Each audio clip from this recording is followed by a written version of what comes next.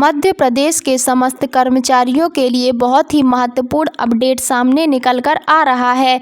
पदोन्नति नियम पर आया नया आदेश। तो साथियों, आइए आप सभी को इस आदेश का अध्ययन करवा देते हैं विस्तार से। उससे पहले अभी तक आपने हमारे यूट्यूब चैनल को सब्सक्राइब नहीं किया तो यूट्यूब चैनल को सब्सक्राइब करके बेल आइकन को प्रेस करना ना भूलें, ताकि आप सभी को भी ऐसे ही नए नए अपडेट मिलते रहें। मध्य प्रदेश में पदोन्नति नियमों का विधानसभा की समिति करेगी परीक्षण। मध्य प्रदेश सरकार ने नए पदोन्नति नियम लागू किए हैं, लेकिन अब विधानसभा की प्रत्यायुक्त विधान समिति इनका परीक्षण करेगी। समिति यह सुनिश्चित करेगी कि ये नियम संविधान के अनुरूप है और किसी भी प्राविधान का उल्लंघन नहीं कर रहे हैं। यदि आवश्यक हुआ तो समिति संशोधन की अनुशंसा कर सकती है। एमपी में प्रमोशन के लिए 9 साल बाद नए नियम बनाकर लागू किए गए हैं।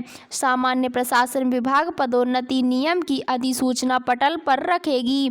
मध्य प्रदेश हाई कोर्ट ने अभी नए नियम से पदोन्नति पर लगाई है रोक।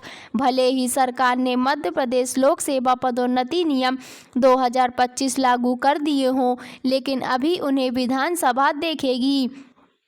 28 जुलाई से शुरू होने जा रहे मानसून सत्र में सामान्य प्रशासन विभाग पदोन्नति नियम की अधिसूचना पटल पर रखेगी।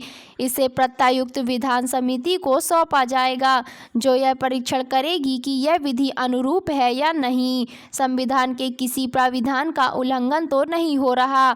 यदि समिति को लगता है कि यदि किसी नियम का उल्लंघन हो रहा है या किसी प्राविधान में स्पष्टता नहीं है, तो वह संशोधन की अनुशंसा करेगी। प्रदेश सरकार ने 2002 के पदोन्नति नियम को हाई कोर्ट जबलपुर द्वारा वर्ष 2016 में निरस्त करने के 9 साल बाद नए नियम बनाकर लागू किए हैं।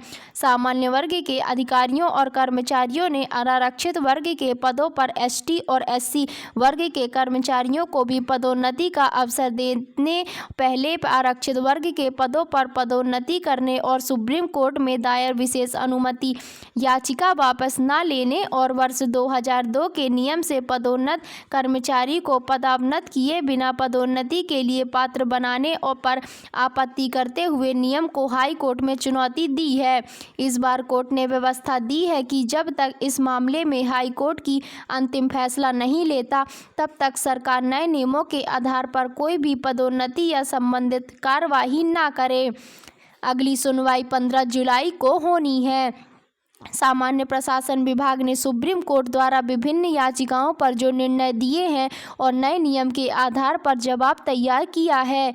नियमानुसार 2 सत्र के बीच में विभागों द्वारा जो अधिसूचना राजपत्र में प्रकाशित की जाती है, उन्हें सदन के पटल पर रखना अनिवार्य होता है।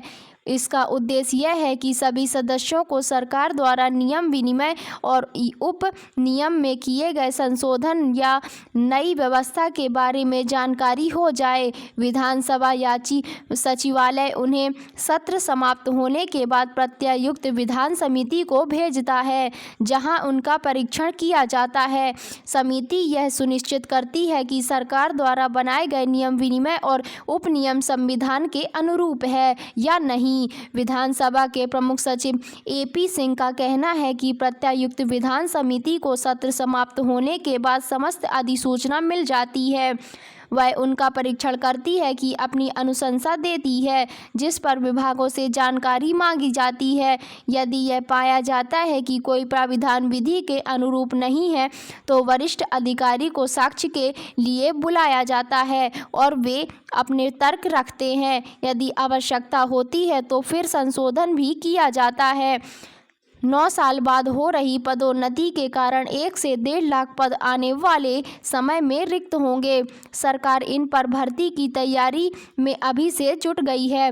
मुख्यमंत्री डॉक्टर मोहन यादव ने गुरुवार को विभिन्न विभागों में रिक्त पदों पर भर्ती को लेकर समीक्षा की और निर्देश दिए कि सभी विभाग समय सीमा में प्रक्रिया का पालन करें। सामान्य प्रशासन विभाग सभी विभागों से पालन प्रतिवेदन ले। सरकार की तैयारी विधानसभा चुनाव से पहले यानी 2028 तक 2.5 लाख से अधिक पदों पर भर्ती करने की है। इसके लिए जहां विभागों की आवश्यकता के अनुसार नए पद सृजित किए जा रहे हैं, वहीं पदोन्नति से भी 1.5 लाख के आसपास पद उपलब्ध होने वाले हैं। इन पर समय सीमा में भर्ती हो, इसके लिए विभागों को प्रक्रिया प्रारंभ करने के लिए निर्देश दिए गए हैं। सीएम ने विभागों से तैयारी के बारे में भी पूछा है। मुख्यमंत्री ने गुरुवार को इसकी समीक्षा करते हुए सामान्य प्रशासन विभाग से विभागों की तैयारी के बारे में पूछा है। विभाग के अपर मुख्य सचिव संजय कुमार शुक्ल ने लोक सेवा आयोग कर्मचारी चयन मंडल और अन्य स्तर से भर्तियों के लिए चल रही प्रक्रिया के बारे में बताया है। मुख्यमंत्री ने निर्देश दिए हैं कि रिक्त पदों को भरने का कार्य तेजी से पूरा किया जाए। विभागों के कार्यों में आ रही थी गति। जैसे जैसे भर्तियां होती जा रही हैं, वैसे वैसे विभागों के नियमित कार्यों में भी गति आ रही है। पदोन्नति की प्रक्रिया आरंभ होने से भी बड़ी संख्या में पद उपलब्ध होंगे। भर्ती के काम को प्राथमिकता में लें और वरिष्ठ अधिकारी इसकी स्वयं निगरानी करेंगे। विभागों से पालन प्रतिवेदन भी लिया जाए। बैठक में मुख्य सचिव अनुराग जैन, अपर मुख्य सचिव मुख्यमंत्री नीरज मंडलोई, आयुक्त जनसंपर्क डॉक्टर सुदाम खड़े सहित अन्य वरिष्ठ अधिकारी उपस्थित थे। तो साथियों, आई होप आपको ये अपडेट पसंद आई होगी। तो चैनल को please like, subscribe and share जरूर करें। मिलते हैं ऐसी ही नई अपडेट के साथ। तब तक के लिए धन्यवाद। Thank you for watching.